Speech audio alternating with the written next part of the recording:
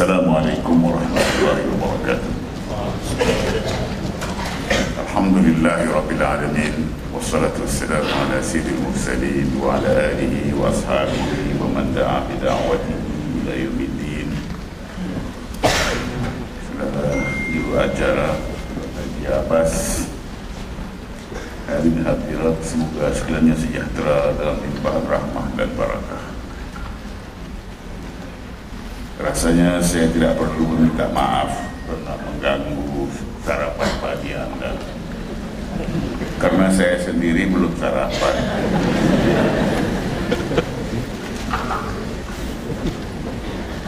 Terus kalian, saya sangat berbahagia berada di tengah-tengah kaum pendidik.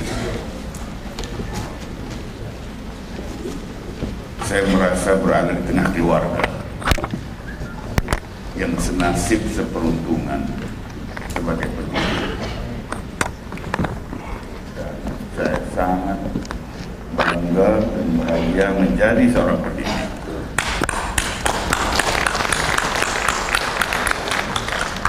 Saya tak peduli orang mau jadi apa. Kamu mau jadi menteri, kamu mau jadi perdana menteri, aku mau mati sebagai seorang pendidik. Jadi saudara sekalian, seharusnya pendidikan ini harus menjadi satu bidang yang dikongsi bersama oleh semua, tidak cuma oleh kaum guru. Ibu bapak perlu tahu tentang pendidikan, pemimpin masyarakat perlu tahu tentang pendidikan, karena kita semua seharusnya menjadi pendidik. Dan untuk hari ini kita berbicara tentang satu aspek pendidikan yang sangat penting, tapi terabai untuk sekian lama,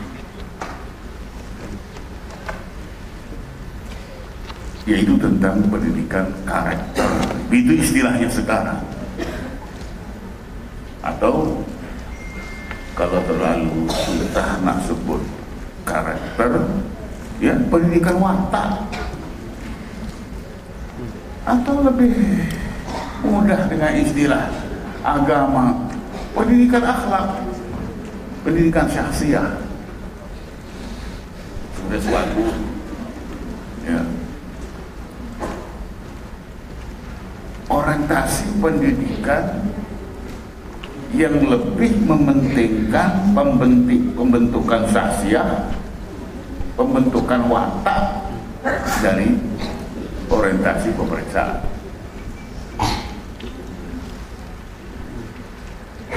Sudah lama orang menjerit di sana sini, pendidikan kita ini terlalu membebankan, terlalu mendera anak-anak. Masa baru tingkatan 1, malah baru darjah 1 sudah tuition. Karena ibu bapak tak merasa bersalah, ya, mendera anak-anak seperti itu. Ini semua gara-gara orientasi pendidikan yang sangat memberatkan pemeriksaan, sehingga orang mengatakan we are more testing than educating. Itu dalam bahasa Jawanya. We are more testing than educating. Kita ini lebih mengetes dari mendidik. Sekejap tes. Ini apa ini? Ini sekolah atau tes atau ya, pusat tes? Ya. Hanya akhir-akhir ini Kementerian Pendidikan nampaknya membuat sedikit ajakan mengurangi pemeriksaan dan memberikan sedikit tumpuan kepada pembinaan watak. kementerian kelihatannya takut-takut. Takut-takut sebab nanti diprotes oleh ibu bapak. Sebab ibu bapak juga sudah terlalu berorientasi pemeriksaan. Kalau anaknya tidak dapat grade, itu ngamuk dia. Jadi ibu bapak juga harus dididik untuk menerima hakikat bahwa pendidikan harus lebih mementingkan pembentukan watak.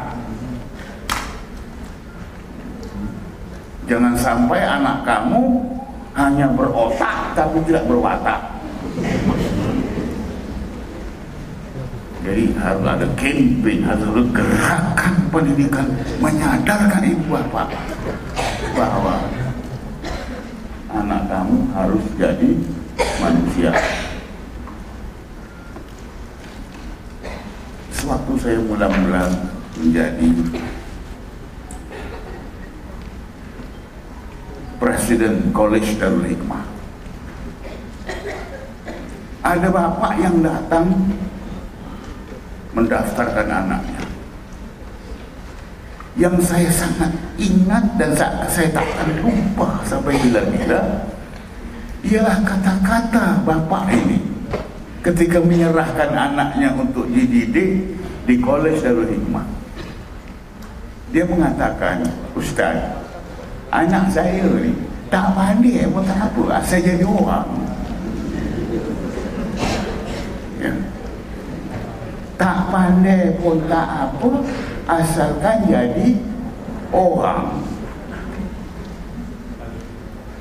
Saya renung-renung, saya pikir-pikir, bapak ini walaupun kelihatan penampilannya agak kampungan, tapi dia mengerti pendidikan itu apa. Dia mengerti pendidikan itu apa. Bahwa pendidikan ialah satu proses untuk memanusiakan manusia. Proses memanusiakan anak manusia. Karena itu dia mengatakan, tak pandai pun tak apa, asal jadi orang. Nah, kalau nak catat dalam nota kertas kerja saya tu, tak pandai pun tak apa, asal jadi orang. Untuk kenang-kenangan. Kalau nanti nak minta saya sign pun boleh. Tak pandai pun tak apa, asal jadi orang. Kalau pandai pun dia tahu fakta itu fakta dalam teks, berapa lama dia boleh ingat? Lepas itu dia lupa. Ini yang orang sudah panggil profesor ini, kalau ambil SPM sekali lagi habis. Sudah lupa semua. Tak berani dia ambil SPM sekali lagi. Sudah lupa. Jadi hadirin sekalian, persoalan watak. Persoalan watak ini sudah lama dibicarakan, khususnya oleh Zakba, seorang pendeta, orang sebut dia pendeta Zakba, seorang pemikir Melayu yang ulung. Dan saya tidak ragu-ragu untuk menyebutnya sebagai guru bangsa. Zainal Abidin Ahmad atau singkatannya Zakba, yang terkenal dengan apa? Nahu Zakba. Bukunya Pelita Bahasa Melayu, Ilmu Mengarang Melayu, yang sekarang barangkali sudah tak dikenal oleh generasi hari ini. Zakba pada tahun 27. Tahun 27 itu berarti 20 tahun sebelum saya lahir. 20 tahun sebelum saya lahir, Zakba sudah menulis tentang kemiskinan Melayu. Dan kemiskinan Melayu itu menurut beliau berpangkal dari apa yang disebutnya sebagai kemiskinan perangan. Ini bahasa tahun 27. bahasa tahun 27 ya, kelemahan watak, kelemahan karakter itu disebut sebagai kemiskinan perangai, sebab dia sedang menulis tentang masalah kemiskinan orang lain. Jadi kemiskinan perangai dengan menyebut sifat-sifat negatif masyarakat Melayu yang menjadi kendala, yang menjadi penghalang kepada kemajuan. Kemudian tahun 1977 di Indonesia tampil pula seorang tokoh sastrawan dan wartawan terkenal, Mokhtar Lubis. Barangkali ada yang terbaca novelnya Senja di Jakarta. Beliau menulis tentang manusia Indonesia. Yang disorot ialah watak manusia Indonesia itu, dengan menyenaraikan sejumlah sifat-sifat yang ada pada bangsa Indonesia umumnya. Antaranya ialah bahwa bangsa Indonesia itu berjiwa feudal, percaya tahyul, ya, percaya tahyul, tak mau bertanggung jawab. Maksudnya bila ada suatu kesalahan yang dia buat, dia yang melakukan kesalahan, tapi kesalahan itu kemudian dibebankan kepada orang bawahannya. Kalau jadi menteri, jelas-jelas kesalahan menteri, tapi kemudian yang didakwa pegawai. Menteri boleh bertanding lagi, boleh jadi menteri lagi, pegawai yang meringkuk di penjara. Yang dimaksudkan oleh Mokhtar Lubis tentang manusia Indonesia.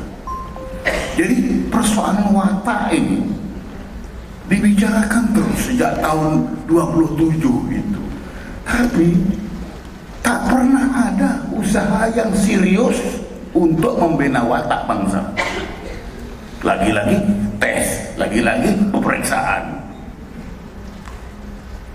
Jadi mulai sekarang harus ada satu gerakan, ya, gerakan pendidikan membina watak bangsa. Dan Anda adalah pelopor-pelopornya.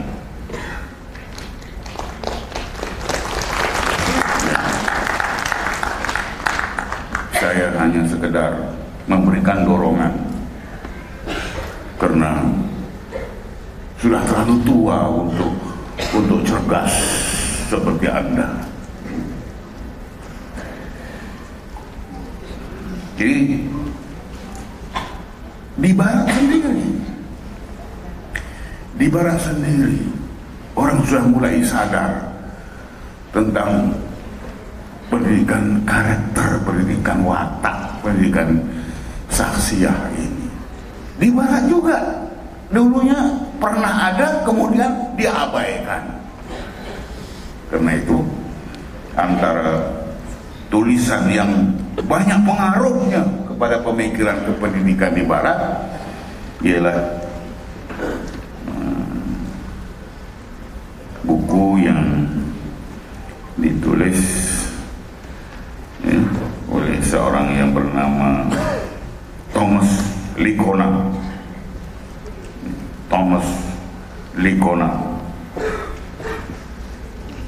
yang lahir pada 1943 dan tak tahu tarikh matinya, ya, ada saya tulis di situ. Biasanya kalau menyebut nama orang, ya, maka ditulis tahun lahir hingga tahun mati. Tapi yang ini tarikh lahirnya 1943, tarikh matinya tidak tahu. Mengapa tidak tahu? karena dia belum mati.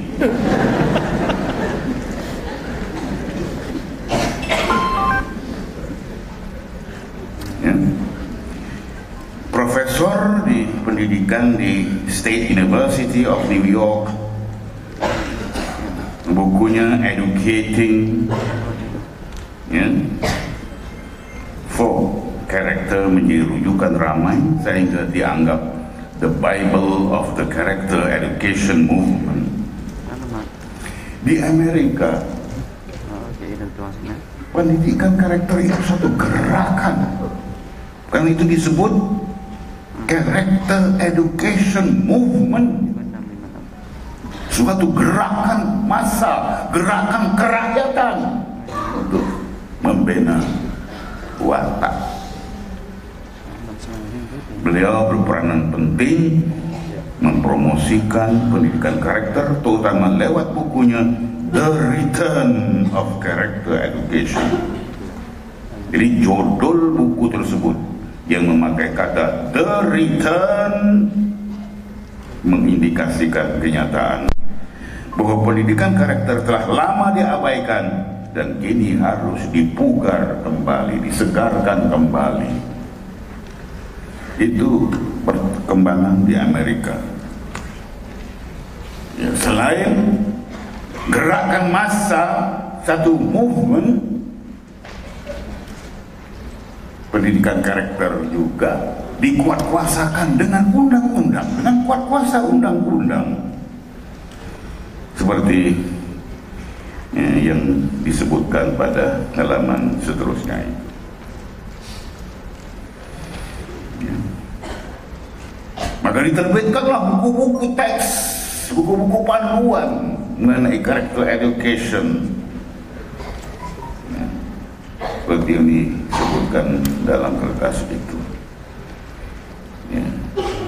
Yang memetik kata, yang antara buku-buku itu memetik kata-kata Martin Luther King Jr., intelligence plus character, that is the goal of true education. Juga kata-kata Booker T. Washington, character is power. Selama ini yang kita dengar ialah knowledge is power, tapi sekarang orang tak pakai lagi knowledge is power, character is power.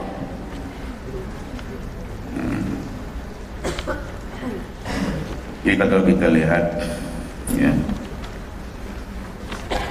hakikatnya bahwa pendidikan karakter itu bukan suatu penemuan baru, bukan suatu discovery, bukan suatu penemuan baru kemarin sore. Sudah lama. Ia sudah wujud seusia dengan pendidikan itu sendiri. Dalam sejarah pemikiran kependidikan rantau ini, isu pendidikan karakter telah dibahas oleh Ki Hajar Dewantara 1889 hingga 1959. Nah, yang ini jelas matinya bila, lahirnya bila.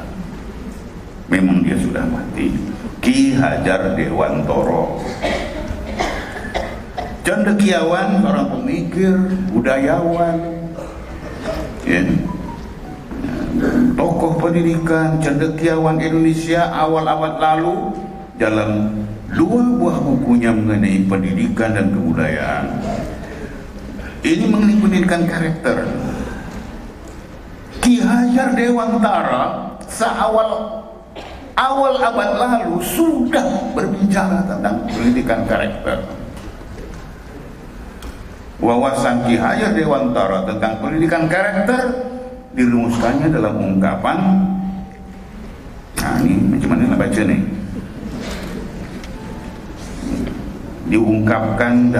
dirumuskan dalam ungkapan ing ngarsa sontuloco ing madya mangun karsa tuturi handayani. Baca betul-betul, jangan salah tajwidnya. Ya. Pendidikan karakter menurut Hajar Dewantara dirumuskan dalam kata-kata ini. Ya. Ing ngarsa suntulodo, ing madya mangun karsa tutwuri handayani. Yaitu 3 tahap pendidikan karakter. Bermula dengan keteladanan. Nah, itu yang disebut engarso sum tulodo itu. Tulodo itu keteladanan. Oh. Ya, jadi bermula dengan keteladanan. Itu kalau nak menjayakan pendidikan karakter. Bermula dengan keteladanan. Keteladanan itu paksi kepada pendidikan karakter. Yes. Bukan tuition. Engarso suntulodo. Bermula dengan keteladanan, diikuti dengan pembinaan semangat, dan akhirnya pemberian dukungan. Jadi keteladanan itu kunci, paksi pendidikan karakter itu. Di keteladanan siapa? Ya keteladanan guru terutamanya. Keteladanan pendidik itu terutamanya. Mendidik dengan contoh, dengan uswah hasanah.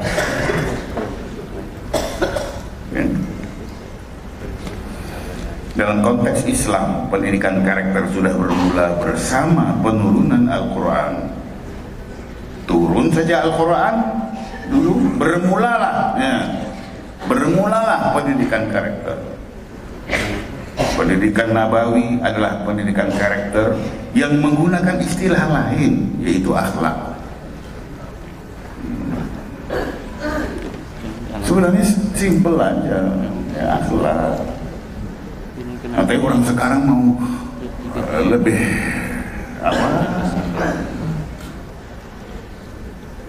ya, lebih style, jadi pakai karakter. Dan orang sekarang suka yang ter gitu. kontraktor.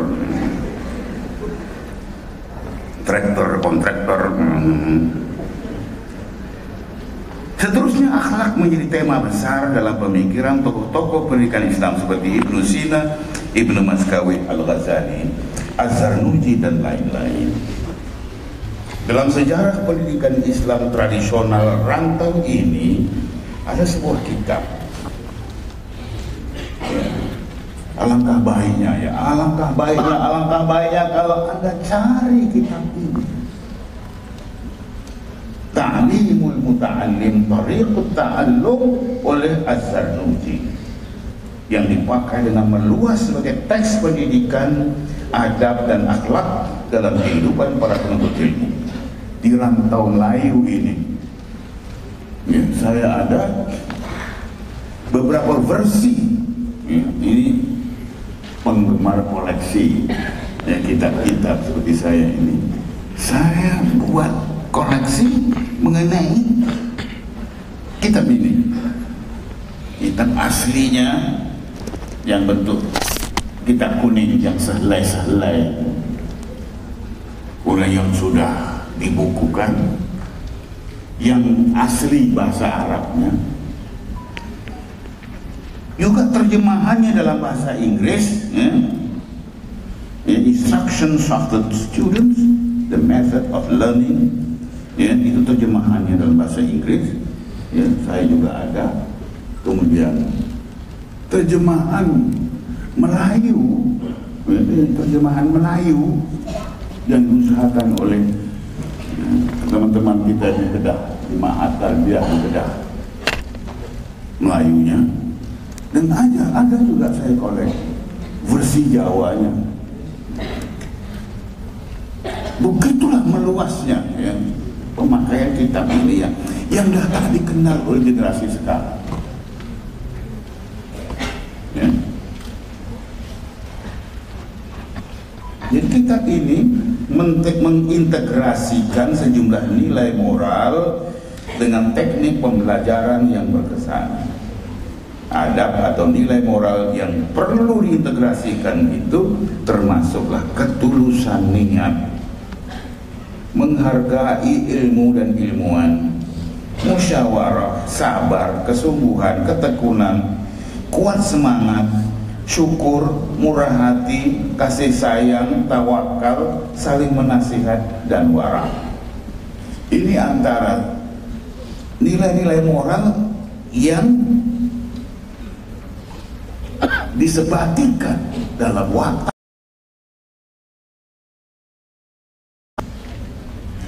Tanpa pengintegrasian sedemikian, pendidikan tidak akan mencapai matlamat. Memang tujuan Az-Zarnuji menulis kitab tersebut ialah untuk memberikan petunjuk kepada para penuntut yang ingin meraih manfaat ilmu dan menikmati buahnya, yaitu kejayaan mengamalkan serta menyebarkan ilmunya. Ternyata jika hari ini pendidikan disebut sebagai value realization, sebenarnya Az-Zarnuji telah lama mempromosikannya. Jadi dalam kitab Az-Zarnuji ini dia mengemukakan soal keteladanan itu, keteladanan guru itu, dengan meletakkan posisi guru itu posisi yang sangat sentral. Guru itu sangat sentral. Guru itu syarat asasi pendidikan. Dan ini sesuai dengan pemikiran Melayu. Pemikiran Melayu tentang guru, pemikiran Melayu tentang guru, begitu jelas meletakkan guru itu pada paksi pendidikan, sehingga orang Melayu menyebut berguru, tidak bersekolah. Melayu dulu tidak bersekolah tapi berguru.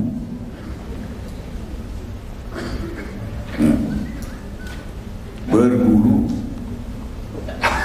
Sekolah ini istilah yang datang kemudian. Barangkali sejak Melayu mengenal istilah school, ya. Sejak Melayu mengenal istilah school, maka lalu ada istilah sekolah. Jadi sejak bila Melayu mengenal istilah school, kan kebelakangan ini saja. Sebelumnya Melayu tidak bersekolah, tapi berguru. Berguru kepada siapa? Karena itu dalam ungkapan-ungkapan tradisional Melayu, ya, terdapat ungkapan berguru. Berguru kepalang ajar, bagai bunga kembang tak jadi. Ya, lengkapnya berburu ke padang datar, dapat rusa belang kaki. Berguru ke palang ajar, bagai bunga kembang tak jadi. Di dalam pemikiran Melayu, yang penting adalah berguru. Dan berguru itu tidak boleh alam kepala, mesti khatam. Berguru harus khatam. Karena itu disebut berguru kepalang ajar. Tak boleh alam kepala, harus sampai khatam.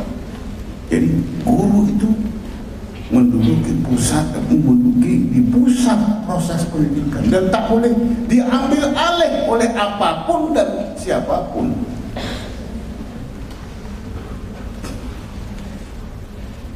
Karena itu dulu, sekarang orang memilih sekolah. Sekarang orang memilih sekolah. Cucu saya bila dia sudah tamat darjah 6, kalang kabut cari sekolah. Mau sekolah Jais kah, mau sekolah apa itu Semawit, mau sekolah Ulul Albab, mau kalang kabut cari sekolah. Orang dulu mencari guru nak berguru kepada siapa? Sekarang guru tidak penting, yang penting institusi. Ya. Orang nak pergi Universiti Melaya, tak peduli siapa gurunya. Orang nak pergi Malay College, tak pernah pikir, tak pernah peduli siapa gurunya. Yang penting Malay College. Nah, ini satu masalah. Kalau dulu orang tanya siapa gurunya,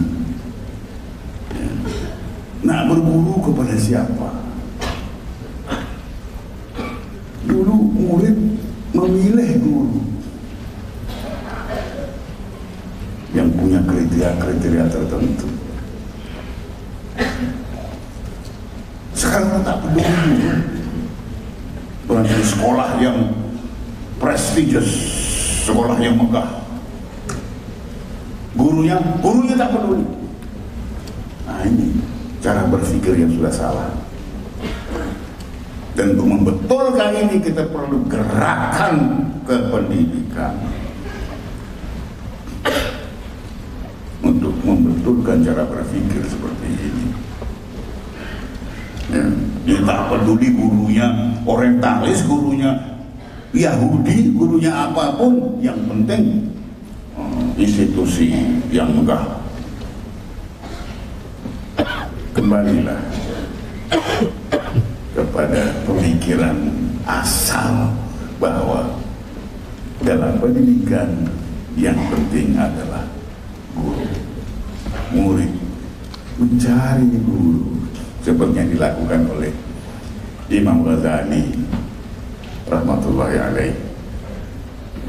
Dia mencari guru yang begini, yang begini, yang begini, lalu jumpa.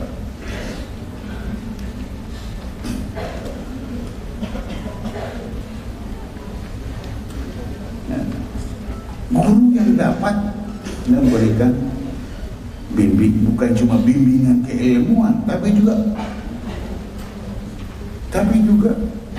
memberikan keteladanan itu, yang memberikan inspirasi.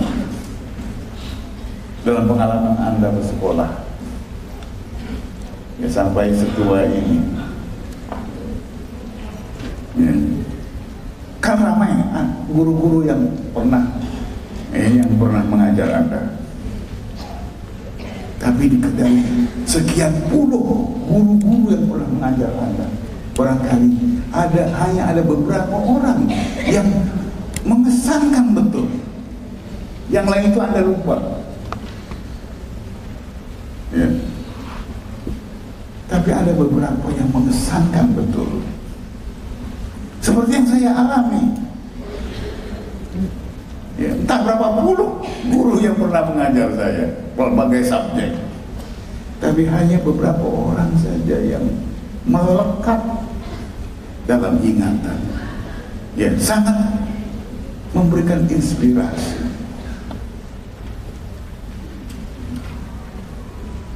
Itulah, ya,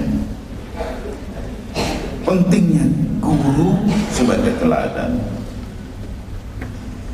Andainya sabda Nabawi, sesungguhnya aku diutus sebagai guru, dibaca serentak dengan sabdanya yang lain, sesungguhnya aku diutus untuk menyempurnakan akhlak mulia, akan jelas maksud kedua-dua hadis tersebut bahwa misi kerasulan Nabi SAW adalah pendidikan karakter dalam pengertian membina umat berakhlak mulia.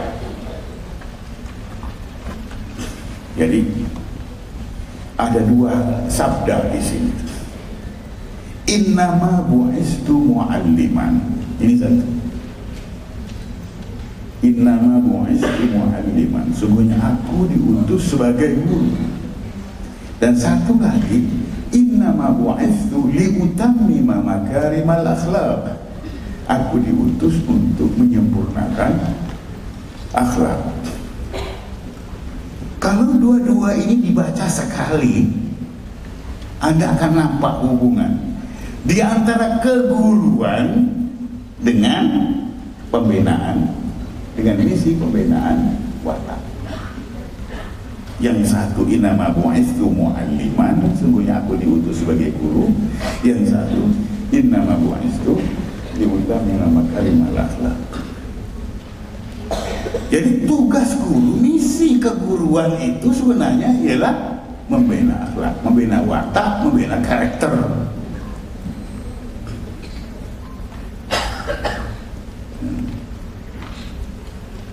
Jadi itu yang dilaksanakan oleh Rasul Shallallahu Alaihi Wasallam di dalam misi nubuwah, misi risalahnya itu ada misi keguruan yang terpusat pada pembinaan akhlak atau watak atau karakter tadi.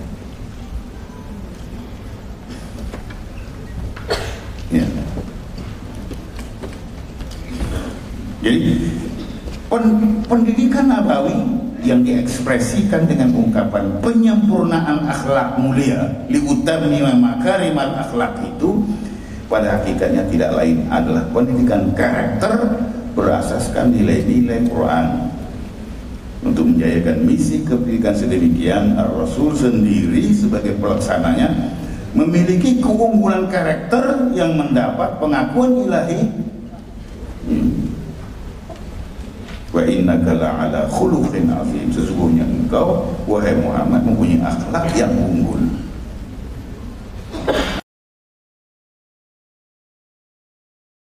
Atau guru dalam konteks pendidikan karakter, justru kejayaan pendidikan karakter sangat ditentukan oleh faktor keteladanan. Ya, dalam konteks pendidikan karakter model nabawi, Ar-Rasul memang ditampilkan sebagai uswatun hasanah, teladan yang unggul.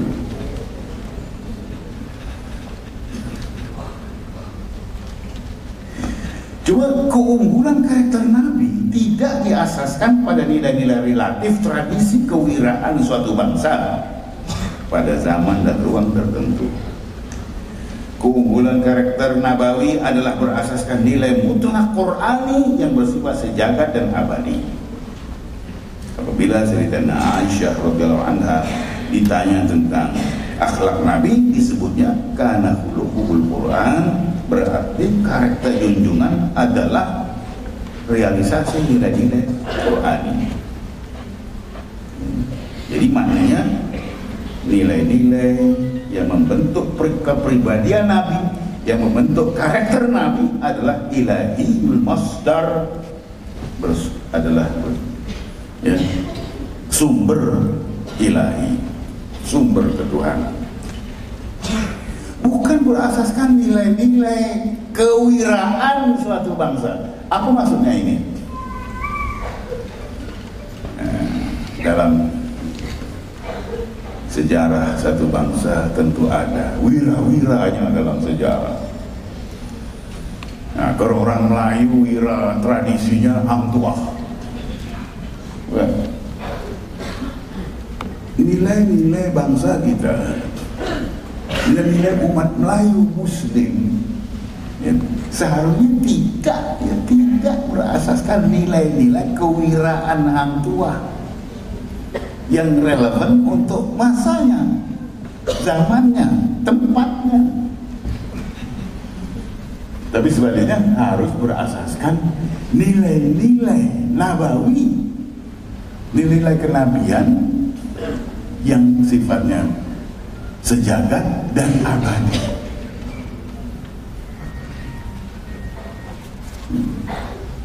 Kita tidak perlu melahirkan hang tuah baru, walaupun mungkin ada yang menamakan anaknya tua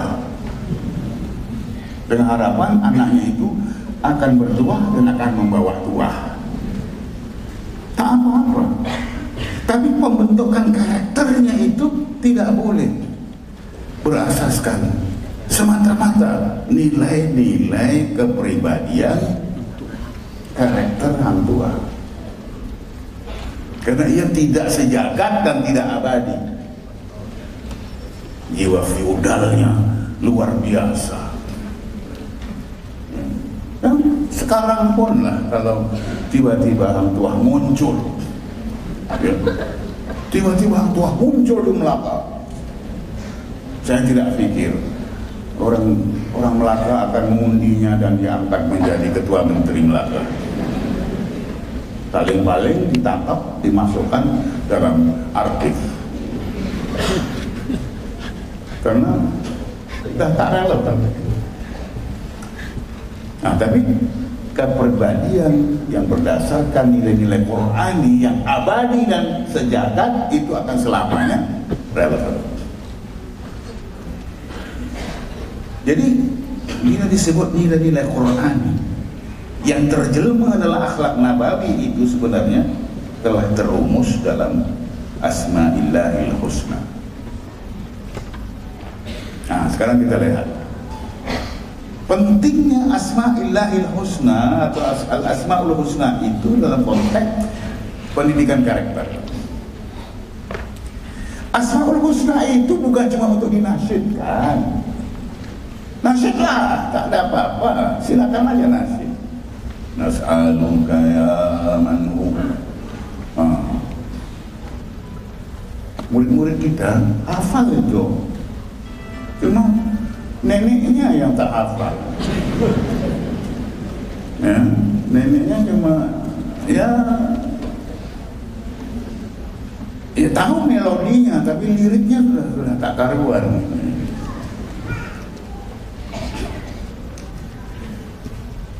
Tapi sebenarnya Asma'illahil Husna itulah rumusan nilai-nilai karakter Qur'ani. Penghayatan nama-nama indah itulah yang disebut at-takhalluq bi akhlaqillah, berakhlak dengan akhlak Allah yang menjadi tuntutan agama. Kan kita ini dituntut untuk berakhlak dengan akhlak Allah. Takhallaqu bi akhlaqillah, berakhlaklah kamu dengan akhlak Allah. Jadi, itu tuntutan agama, berakhlak dengan akhlak Allah. Ya Ar-Rahman, Ar-Rahim, Al-Halim, Al-Hakim, ya, Al-Qadir. Ini semua harus dihayati menjadi karakter manusia dalam batas kemampuan kemanusiaan. Tuhan itu qadir, kita juga harus qadir, harus kuat. Nah, tapi kuatnya Allah dengan kuatnya kita tentu tidak sama. Kita hanya dituntut untuk menjadi qadir yang berkuasa dan ya, yang kuat dalam batas kemanusiaan, ya, semaksimumnya batas kemanusiaan, ya, dalam sejauh yang terdaya oleh kudrat keinsanannya, ya. Bolehkah manusia menghayati sifat-sifat Allah dalam batas kemanusiaannya? Itu saya tegaskan, jangan jadi masalah nanti. Ini ajaran sesat.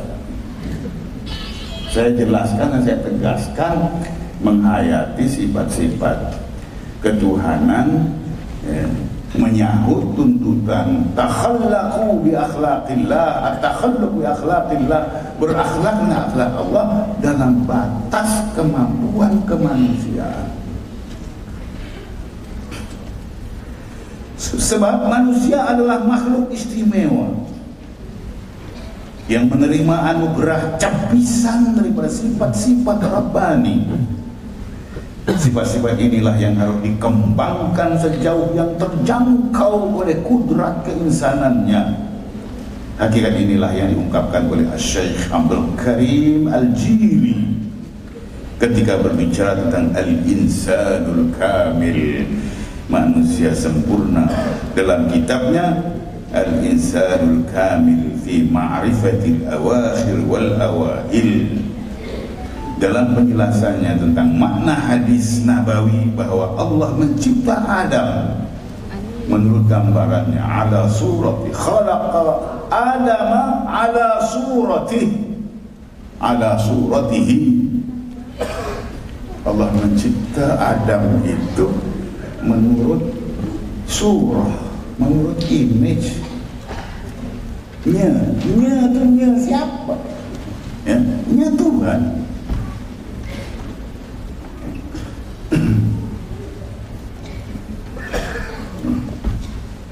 Lalu Abdul Karim Al-Jili mengatakan, wa dzalika anna Allah Ta'ala hayyun 'alimun qadirun muridun sami'un basirun mutakallimun wa kadzalika al-insan hayyun 'alimun ila akhir. Maksudnya demikianlah, Allah bersifat hidup, mengetahui, berkuasa, berkehendak, mendengar, melihat, berkata-kata. Maka demikian jugalah manusia, ya, hidup, mengetahui, dan seterusnya. Wa kadzalikal insan, begitu juga manusia dalam batas kemanusiaannya, ya, hayyun dalam batas kemanusiaannya, ya, nanti mati juga. Alimun dalam batas kemanusiaannya, mengetahui dalam batas kemanusiaannya, qadirun dalam batas kemanusiaannya, muridun sami'un basirun mutakallimun, dan seterusnya.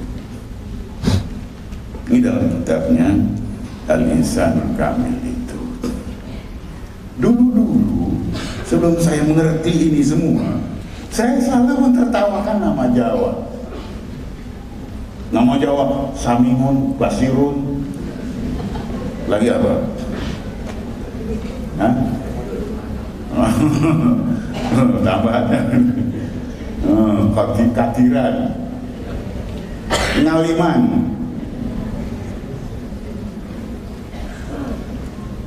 Mulai hari ini jangan tertawakan lagi nama-nama Jawa seperti itu. Ini artinya bapak yang menamakan anaknya dengan Sami'an, Basiran, Ngaliman ini, dia tahu ini sifat-sifat Tuhan, dan anaknya harus menghayati sifat-sifat ini dalam batas kemanusiaan. Itu tidak salah.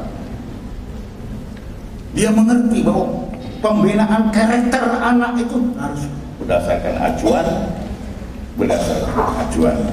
Al-Asmaul Husna. Ya. Dalam budaya Melayu,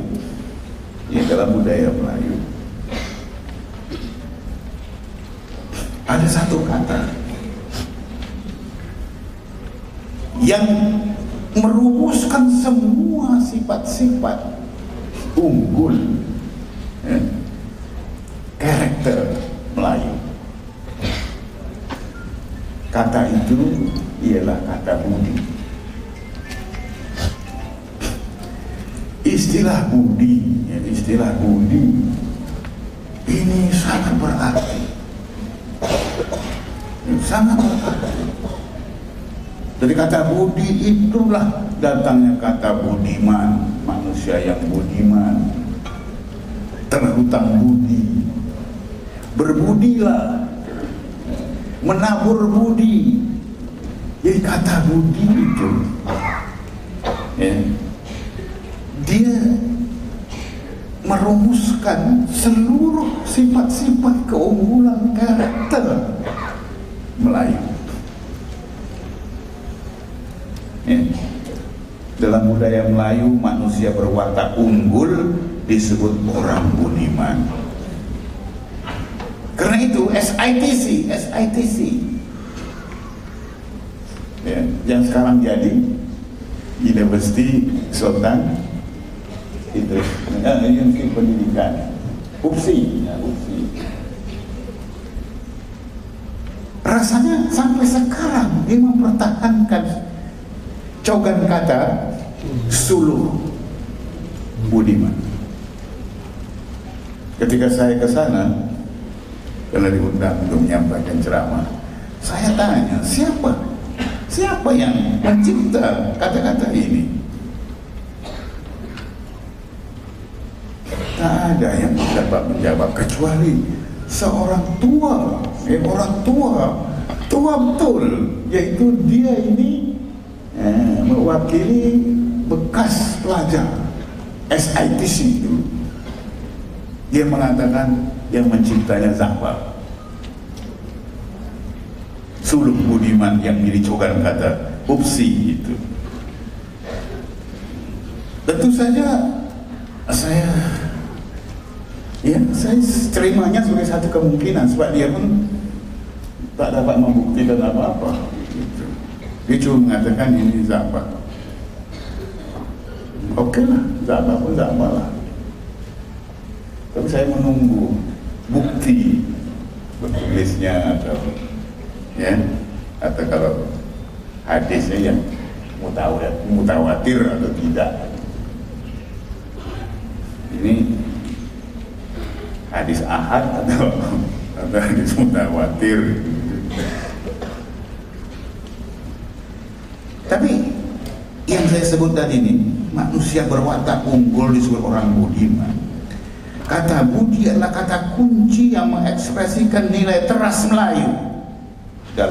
Dengan satu kata budi terangkum sejumlah makna, termasuk kemuliaan dan kearifan, seperti orang kaya bertabur harta, orang mulia bertabur budi. Ini kata-kata yang kita pusakai dari Datuk Nenek. Di dalam ungkapan orang kaya bertabur harta, orang mulia bertabur budi, itu memberi makna budi di sini adalah kemuliaan dan kearifan. Juga berarti akhlak. Meski ilmu setinggi tegak, tidak berbudi apa gunanya. Ini kata-kata yang kita warisi dari Datuk Nenek. Ya. Meski ilmu setinggi tegak, maknanya satu penegak itu setinggi kita berdiri lah. Ilmunya setinggi kita berdiri, kalau tidak berbudi apa gunanya? Tak berakhlak, tak berwatak, cuma ada otak, ya, atau otak-otak.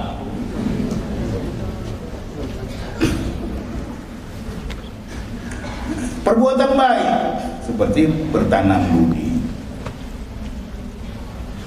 ya. Berarti akal budi, laut budi tepian akal.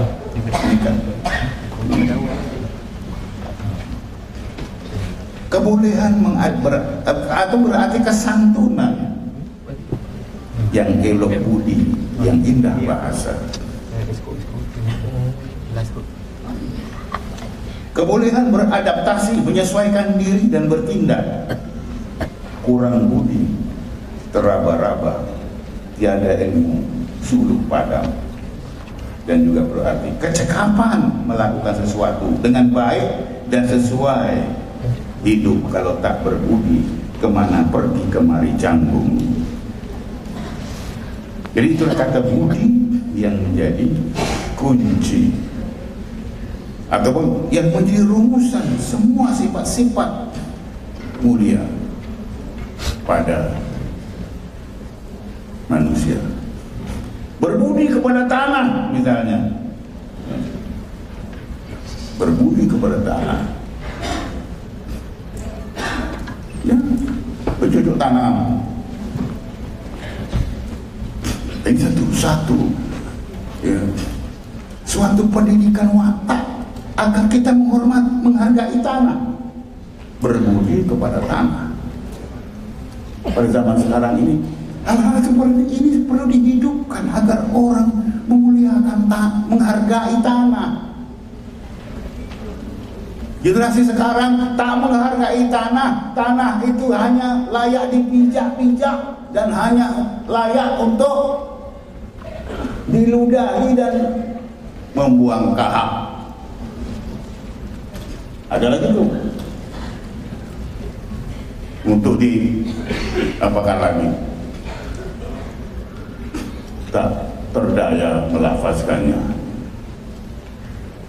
Tapi sebenarnya tanah itu apa? Ada seorang penyair, Kiai Mustafa Bisri, yang menulis puisi tentang sujud. Bagaimana kamu bisa sujud kalau hidungmu dan dahimu kau rasakan begitu mulia? Kau sujud, tapi kau minta sejadah yang tebal. Kau tak mau hidungmu dan dahimu terkena tanah. Sujud apa ini? Kalau bersujud kepada Allah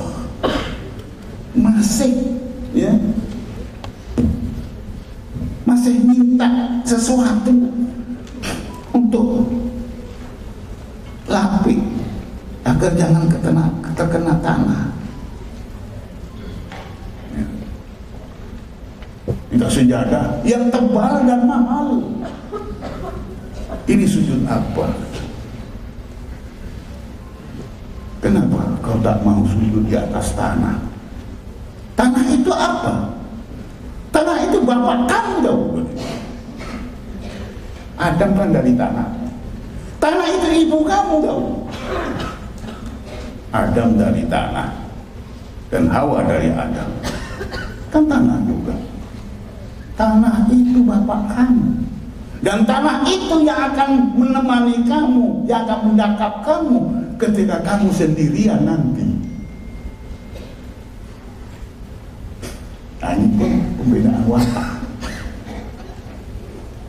Pembinaan watak. Ada manusia yang sujud, itu betul-betul sujud kepada Allah. Sehingga disebut oleh ulama, kalau kamu tak dapat merasakan kebesaran Tuhan, rasakanlah kerendahan dan kedaifan dan kelemahan dan kehinaanmu dengan sujud.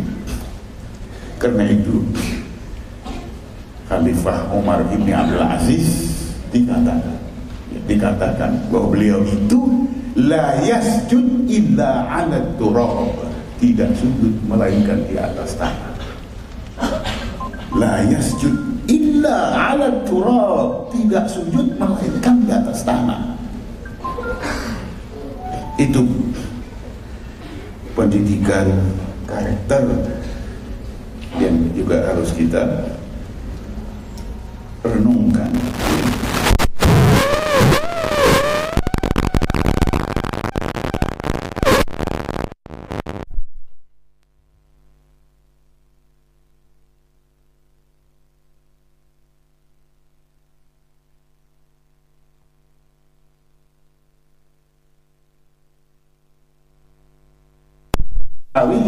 Atau reformasi pendidikan Islam harus dijayakan dengan komitmen dan kekuatan umat, bukan mengharap dan menunggu pihak-pihak lain yang telah hilang minat dan kepedulian terhadap pendidikan, karena pendidikan adalah proyek jangka panjang yang memakan masa, sedang keinginan mereka hanya pada hal-hal yang serba segera.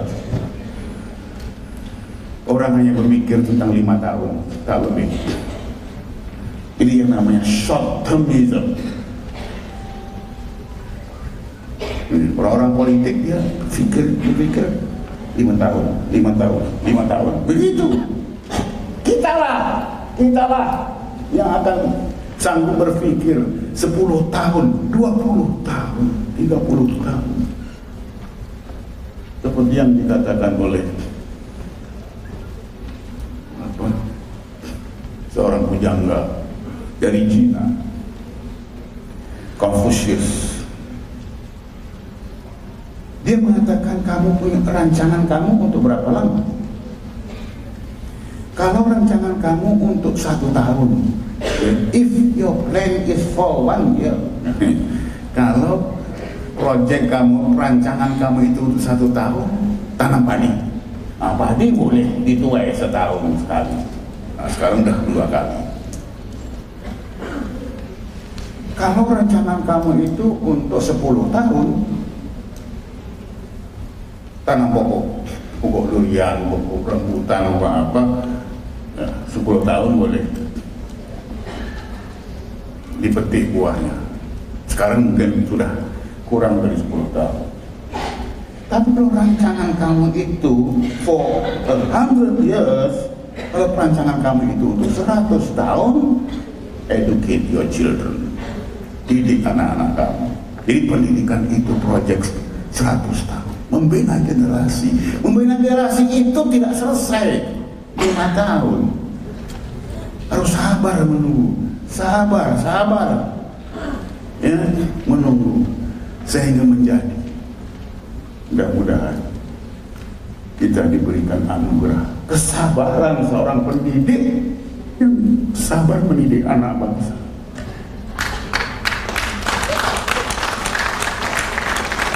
Sekian, Assalamualaikum warahmatullahi wabarakatuh.